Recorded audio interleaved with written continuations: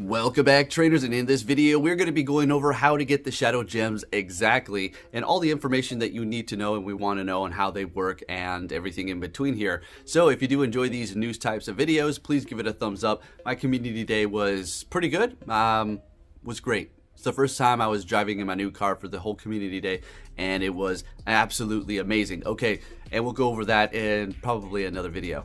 Alright, so let's go ahead and get into this here. Now we'll go over the event details, but as far as how do the IVs work and or are we going to be able to get good IV shadow Pokemon from the raids? We were thinking we're going to be able to get, you know, raid IV Pokemon. That's not the case. As a matter of fact, it looks like the floor, get this is, you're going to get a kick out of this. Looks like the floor for the IVs are going to be 666. So there, hey, evil Pokemon. Okay, all right, yeah, funny. Okay, moving on here. So only 3 and 5-star raid shadow Pokemon will become enraged, meaning that they're going to become stronger. And like I was talking about and we were going over in a couple of videos back, it is going to be at about half health when it gets into the yellow when they do become enraged. And what's going to happen then is their defense and attack is going to raise and they're going to become stronger. And that's where the purified gems do come into play. We'll get into that here in a second. Shadow shards will be earned from 1-star raids. So you can get 1 shard from a 1-star raid. And it is going to be guaranteed. And then defeating a grunt is going to get you 1 shard as well. Alright, then defeating a Team Go Rocket grunt leader is going to get you 3 of those. So that's pretty good if you defeat those. So basically if you use one of your super radars, you're going to be able to encounter them or go find them, balloon or on the ground, and then be able to get 3 and kind of speed up the process. So I do have a few of those laying around. I am going to actually do that as a matter of fact. And then defeating Giovanni himself is going to get you 4. So if you want to do that, I personally was thinking about it, but then again, then we're going to have to encounter that crap that he currently has, and I don't want to waste it. I do have 2 Giovanni rockets or radars that I'm not going to use. I will use my other ones to bring out the rocket leaders, but otherwise I'm not going to be using Giovanni here. Alright, so of course the shadow shards are going to be made into the purified gem in the gem refiner, I do believe it's what it's called, and it's going to take 4 of those for you to make one of those purified gems. And then the maximum number of the purified gems that you can have after purifying the shadow ones through the refiner is going to be 10. So you can hold on to 10 of these purified gems at a time. And apparently when you use enough, you can restore it to its non-enraged state. So it just simply will not become enraged whatsoever. And it is kind of a cooldown for it to not be enraged when you use just 1. So the more you stack them, the less it is going to be enraged until you defeat it, right? So there you have it. That is the whole deal when it comes to all of the shards. So essentially, if you want to get them the fastest, I mean, you're going to be able to get them from the tier 3 and the Mewtwo raids. I do believe you do.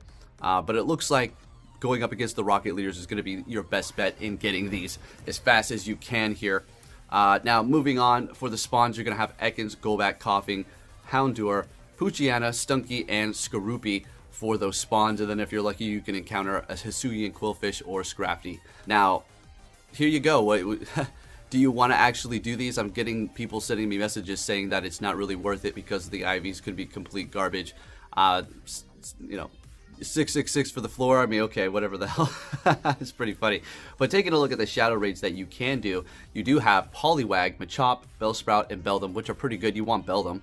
I mean, it might not, you know, give it a shot. What if you get 100? That'd be crazy. And it does have a chance to be shiny as well in these raids. So there is that option. Appearing in the 3-star raids. Now, the 3 stars and then and up are the ones that can become enraged. The 1-stars do not become enraged. They're just going to be a simple raid to complete. That's Shadow, alright? As far as the 3 stars, you're going to have Beldum, Quilava, Croconon, and Sneasel. I honestly think, I don't know, I might do a Quilava so I can see if I can just, you know, get a good IV one for if we can evolve it into its Hisuian form one day. We'll have to see. Sneasel is also going to be another decent one to go after, I suppose, if that's what you're trying to do. And then you're going to have a few just regular non-shadow raids, Clefable or Clefairy, Tentacruel, Meryl, Skrillip, and Popolo. 3-star raids, Lapras, Mawile, there you go. That's something good. And then Empoleon, that's alright for some candies. But there you have it for those. Now, as far as the task, now we were going over, you had to go out, and for the next part of the Willow task, you had to complete a shadow raid. So basically, I was, this was a kind of a guess. We're just kind of seeing maybe this is where it's headed because I saw dialogue that said go out and do it. Although it's probably just saying, go check out the shadow raids. But it's not going to make you go out and do a shadow raid to continue the quest line. So it is basically going to be defeat two Team Go Rocket Grunts, catch 10 poison type Pokemon, catch 10 dark type Pokemon, and then win a raid. So there you go. So pretty simple stuff. You're not going to really have to do much, and then you're going to be able to get the Master Ball, and you're looking pretty good to go here. And then after that, you simply just collect your rewards, and you're off. So there you have it, folks. As far as going up against these raids, is it worth it? Because the IVs could potentially be, not too great. I mean, it's up to you. I'm personally going to do some. I'm going to take a look at this event, and I'm going to thoroughly play it to see how it does go, because it is a new feature, and I want to, give it a shot here.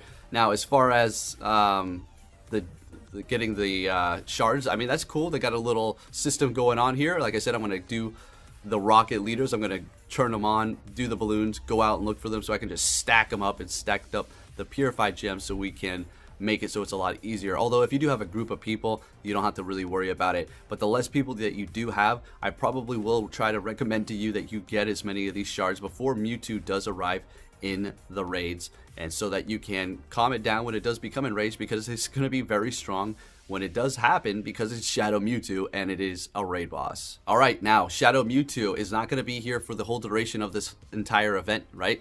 It is going to be here from May 27th until May 28th. So on May 27th, it's going to be starting at 10 a.m.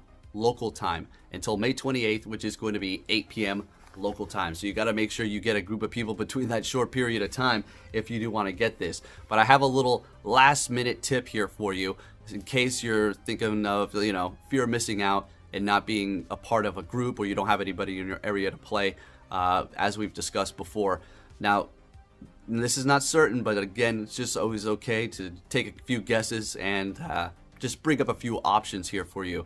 So they're probably going to come out with an Apex Mewtwo one day. I mean, they've got Apex Lugia and Ho-Oh. They'll probably come out with Apex Mewtwo with Psystrike plus and plus. So think about that, how much stronger that is going to be.